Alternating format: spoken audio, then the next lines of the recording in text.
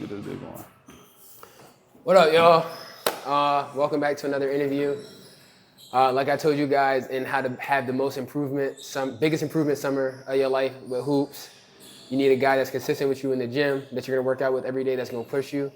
And here's my guy that I'm with in the gym every day, my guy Don. Introduce yourself. What's your name, year, what school you about to go to, and where you from? My name Donavan Hill, upcoming senior, going to St. Leo University out in Tampa, Florida. From Harrisburg, PA, 717, and my major is sociology. Valid. When did you start hooping, D-Hill? I started hooping when I was 5 years old in a league in Stilton called Albert High, and yeah. Valid. So with you going pursuing basketball at a high level, like I know you played D1 before, and now you at D2, and you've just been going further than a lot of people have. What's your why? Like, why do you hoop? I would say my why is, just trying to follow in the footsteps of like family members, that went pro and continue to just do it for my family, try to put them in the best situation for the rest of their lives. And, all them long nights in the backyard with my brother and cousin, hooping, got to make it somewhere with it. So, yeah. Valid. So now that you told me your why, tell me what got you. Like, what's your hoop journey? When you started hooping, your middle school, high school journey, Yeah. your journey through college, and how that's all working out for you right now. Obviously, like I said, I started hooping when I was 5. Not really into basketball like that, more so football. Coming up though, like I wasn't really a basketball player. I played baseball, football, other sports, so I was kind of into that. But even middle school, I started to find my way with basketball a little bit more. Getting in the gym more, just being outside with a basketball in my hand, and then it kind of helped me develop to going into high school. And in high school, I was freshman year, I didn't play any varsity. I played only JV, and then after that year, I started varsity every game. And it was building blocks for me. Sophomore year, I think I averaged 7 points and 3 rebounds. Then junior year, I averaged 13 points, 8 rebounds, and then my senior year, I ended up averaging 20 points and 12 rebounds. So it was definitely building blocks and a lot of work along the way, and just continue to trust my game and trust my work and build. All right, so you told us about your senior year and saying that you're going to build not only as a player but as a person as well. Yeah. Tell us about your college journey. Like what colleges have you been to? Why did you chose them, and what led to your decision to go to St. Leo's now?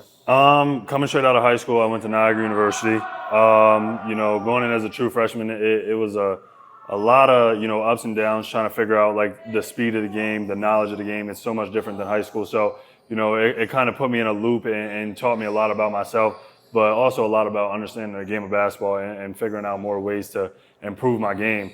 But yeah, things just didn't work out. There are situations at schools, sometimes happen, and it's just not the best fit for you. So I ended up transferring to Shippensburg University midway through the season. Played half the season, not that great of a year, but it was my first time playing college basketball. So I think I went in, I averaged 8 points and 4 rebounds or something like that, just building blocks. And then, the summer after that, I was in the gym working, every day, had to figure out like how to get better in every aspect. And then, this past year I went in, I averaged 13, 11, and 3. Had a great season. I think I did a lot of really well things, but I think for this next upcoming season going to St. Leo, they have a lot higher standards for me. So it's time to really take my game and elevate it to another level. And that just goes back to the aspect of why you need a good gym partner for over summer to continue and get better. Valid. So with that being said, what was the hardest part of your hoop journey so far? Definitely going into my freshman year, figuring out and understanding like the mental aspect that basketball can have on somebody. I wasn't really too big into the mental aspect of everything, but once my freshman year hit, I was failing classes, had to take a break from basketball for a while. That took a toll on me, and just the hardest part of it was getting acclimated to college and also playing college basketball at the same time. It's a struggle. It's not easy for anybody, but yeah, that would have probably been the hardest part of my journey. That makes sense. That's hard for any freshman going to school. They think it's going to be like a cakewalk or whatnot. Yeah. But going in that gym, you get hit with a lot of different responsibilities. I keep telling all my young guys, when high school is cool you got to figure out what you want to do because it's like a hobby. But you really figure out if you love basketball that freshman year of college, because then it becomes a job. Yeah. And like if you really love it, you're gonna push through and figure it out. But I think especially for like the Division I like aspect, like I went Division I like it literally is a job. You know, like D2 and D3, like you're there, you're getting paid to play basketball, but like Division One, most Division Ones, you're on a full scholarship. So they're paying for your entire academics, your entire athletic scholarship. So it's like you're sitting there every day like, okay, I got to put the extra work in so I don't get my scholarship taken. I got to put the extra work in so I can try and get, you know, some minutes on the court while also trying to, you know, hold the weight of doing academics as well. So I definitely think it is like a job, and that's the thing some guys don't understand going into college is like you really have to be on top of it to, you know, perform at your best. So. You hear it, bro. It's not as easy as everybody seems. It's not as glamorous. It's not that. Even if you go D1, like I didn't go D1 personally. Like I went to an NAIA right out of high school. He went D1. He could tell you about it. Besides that, what is the biggest advice you have to give out to young players, players on your level, just people around that are trying to get better at hoops? I would say the biggest advice that I wish I knew coming up is get comfortable with like being by yourself sometime. You know, get comfortable with missing out on going out to parties. Get comfortable with missing out on being with your friends. You know, instead of doing that, go pick up a basketball. Go to the outdoor courts. Go to a gym. You know, the more work you put in, the more it's going to show at the end of the day. So I think that would be my biggest piece of advice is, you know, the kids nowadays, they call it FOMO, fear of missing out. Yeah. Like, get rid of that. Go be by yourself. Go pick up a ball. Go get in the gym, you know, because the more and more work you put in is going to show. That's going to be the separator from whether you make varsity or you have to play JV your sophomore and junior year. You know what I mean? And those are like the building blocks up to it. Like, just learn to be by yourself. Learn to be comfortable with, you know, going to the gym by yourself or find a partner. Find one of your friends. Go to the gym and just stay in there constantly 24/7. Like, especially in high school, you don't need to be going out to all the parties, whatever. Get that ball. Because at the end of the day, for me, like, I don't want to have a plan B. So, like, my plan A is this right here. And that's all I got, so. That's valid. And that's truth. Like, I keep telling y'all, I know that, like, a lot of this stuff is hard. It's consistency. Nothing gets done without consistency. Like, if you just want to wake up one day at 5 a.m., it's not going to do that. Like, remember the last interview what I had with Chris, he was telling us, like, he was a gym rat. He was in the gym every day, not just doing it one-off times, every day, and he worked out. And that's how he got his college offers, and that's how he was able to stay on that Boilers team in the PCL league. Like, it's tough. Like, you have to be in the gym all the time.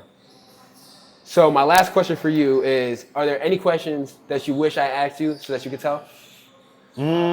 Probably just like how important your academics are when it comes to college basketball or, you know, basketball in general.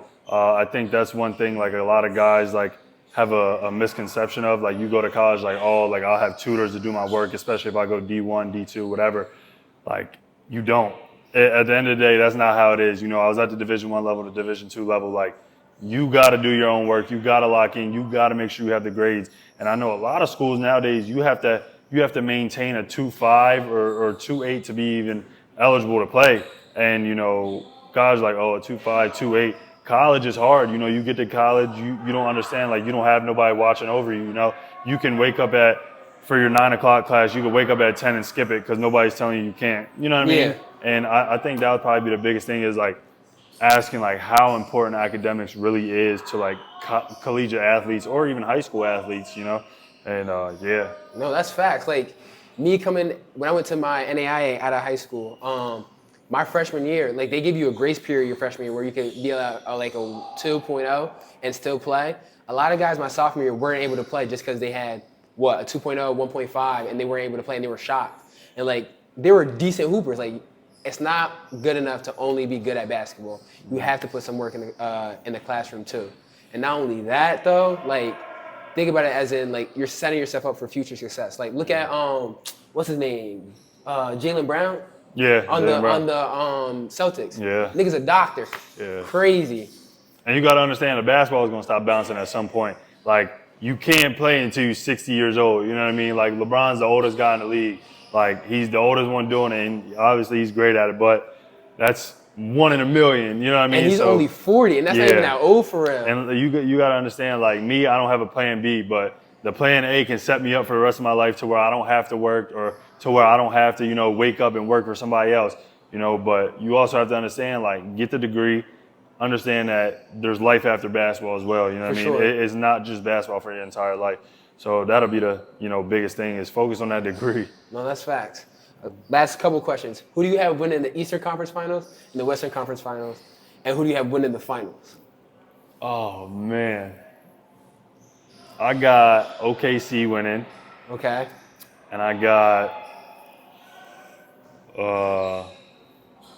that's tough. I know. I'm going to say New York going to come back. Okay, I'm valid. going to say New York going to come back, but the whole thing, I'm giving it to OKC. Valid. Got to give my guy SGA a ring. See, I'm disagreeing. I think the Timberwolves are taking that gym. They're going crazy. I think Knicks are popping. No, I think the Pacers are popping out the East. All I'm saying is y'all seen what happened the other day with the OKC and the Wolves. Oh my goodness. 114-88. At the time of this recording, only game 1 has passed. Game 2 is going on at the time of this recording. All you need to know is game 1. Game Here we 1. go. Game 1's it. Knicks though, my Knicks, they finna pull it out. Hopefully. Like I said, we're gonna get some other clips with me and D-Hill going at it, and then I might get some live runs. Me and D-Hill be going to these live runs out in York. I'm gonna try and get those guys mic'd up, get interview some of those guys too. So stay tuned for that. We're gonna get you guys some good content. Sure. Love. Yeah.